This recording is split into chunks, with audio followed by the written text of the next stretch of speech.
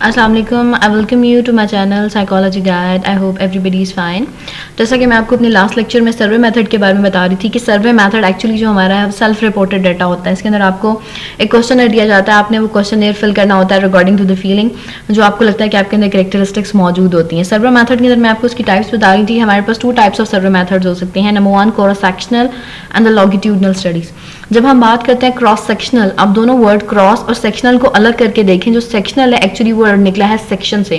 Cross sectional में हमारे पास different age groups होते हैं जिनको हम at the same time study कर रहे होते हैं। फॉर एग्जांपल हमारे पास 5 साल के बच्चों का एक ग्रुप है, 6 साल के बच्चों का एक ग्रुप है, 7 साल के बच्चों का ग्रुप है, 8 साल के बच्चों का एक ग्रुप है। हमने अब क्या करना है, हमने उन चारों ग्रुप को एक टाइम पर स्टडी करना है और हमें उस सर्वे के बाद जो इन्फॉर्मेशन मिलेगी वो एज रिलेटेड चेंजेस से मिलेगी। कैसे कि 5 साल के बच्चों के जो ग्रुप है एज का, उसमें ये चेंजेस आ रहे हैं, 6 साल के बच्चों की एज के अकॉर्डिंगली ये चेंजेस आए, 7 साल के बच्चों की एज के अकॉर्डिंग ये चेंजेस आए। ठीक है।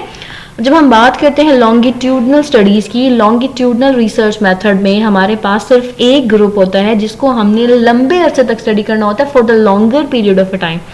जब हम वर्ड लॉन्गिट्यूडनल पे कॉन्सेंट्रेट करते हैं तो हमें पता चलता है कि ये लॉन्ग से निकला है for the longer period of a time. और जो लॉन्गिट्यूडनल स्टडीज होती हैं वो हमें इंफॉर्मेशन किससे प्रोवाइड करती हैं, रिगार्डिंग द डेवलपमेंटल इंफॉर्मेशन के हमारे पास एक एज ग्रुप है, 5 साल के बच्चों का एक ग्रुप है, तो उस एज के बच्चों में ये चेंजेस आ रही हैं। ठीक है। क्यों? क्योंकि हमारे पास सिर्फ एक ग्रुप है और हमने उसको in depth in detail study करना होता है ताकि हमें पता चल सके कि इस बच्चे की एज के रिगार्डिंगली उसकी जो डेवलपमेंट है वो ऐसे हो रही है, फिजिकल डेवलपमेंट ऐसे हो रही है, उसकी जो भी डेवलपमेंटल एक्सपेक्ट होते हैं हम उसको इन डिटेल जो है वो हम एक्चुअली स्टडी करते हैं लॉन्गिट्यूडनल में। जो बात आपने याद रखनी है वो आपने ये इंपॉर्टेंट चीज ये है कि क्रॉस सेक्शनल में हमारे पास डिफरेंट एज ग्रुप्स होते हैं जिनको हम एक टाइम पर स्टडी करते हैं। लॉन्गिट्यूडनल स्टडीज में हमारे पास सिर्फ एक रिसर्च जो ग्रुप होता है, एज ग्रुप होता है जिसको हमने स्टडी करना होता है। क्रॉस सेक्शनल में डिफरेंट एज ग्रुप्स होंगे और लॉन्गिट्यूडनल स्टडीज में हमारे पास सिर्फ एक एज ग्रुप होता है जिसको हमने for the longer period of a time के लिए हमने स्टडी करना होता है। ये हमारा था सर्वे मेथड और इसकी मैंने 2 टाइप्स आपको बताई। अब मैं आपको जो नेक्स्ट मेथड बताने जा रही हूँ वो है एक्सपेरिमेंटल मेथड। देखिए एक्सपेरिमेंटल किससे निकला है, एक्सपेरिमेंट से।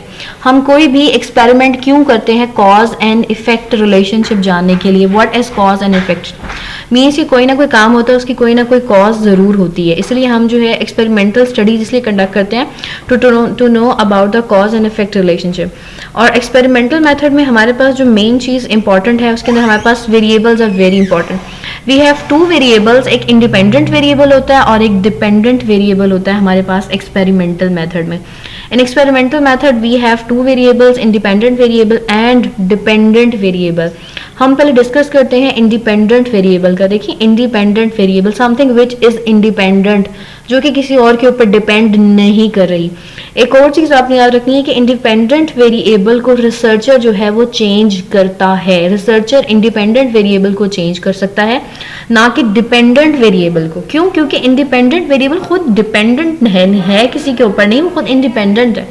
और रिसर्चर किसको चेंज करेगा, इंडिपेंडेंट वेरिएबल को, और जो इंडिपेंडेंट वेरिएबल में चेंज आएगा वो डिपेंडेंट वेरिएबल पे शो हो जाएगा। कैसे? For example amount of water, पानी की मिकदार को बढ़ा दिया। पानी की मिकदार हमारी जो है amount of water independent variable, और इसका रिजल्ट जो डिपेंडेंट वेरिएबल था वो किस सूरत में आया, साइज ऑफ प्लांट, पौधे बड़े, ग्रीनरी, जो पौधे मुरझाए हुए थे वो भी उससे क्या हुए, बेटर हो गए। इसलिए इंडिपेंडेंट वेरिएबल वो वेरिएबल होता है जिसको रिसर्चर चेंज करता है और उसके चेंज का जो इफेक्ट आता है वो डिपेंडेंट वेरिएबल के ऊपर आता है।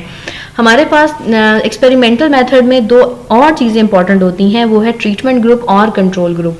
ट्रीटमेंट ग्रुप जैसा कि नेम से जाहिर हो रहा है कि ट्रीटमेंट ग्रुप, फॉर एग्जांपल हमने बीपी की मेडिसिन की इफेक्टिवनेस को देखना है, ब्लड प्रेशर की जो मेडिसिन है वो कितनी इफेक्टिव है।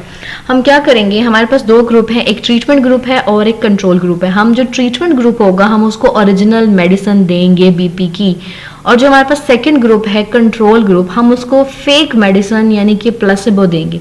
प्लेसिबो कहा जाता है फेक ट्रीटमेंट को या फेक मेडिसिन को। इसके बाद क्योंकि दोनों ग्रुप्स को हमें सेम मेडिसिन देनी है ताकि उन्हें पता चले कि हमारे साथ सेम ट्रीटमेंट किया जा रहा है, कोई डिफरेंस नहीं है।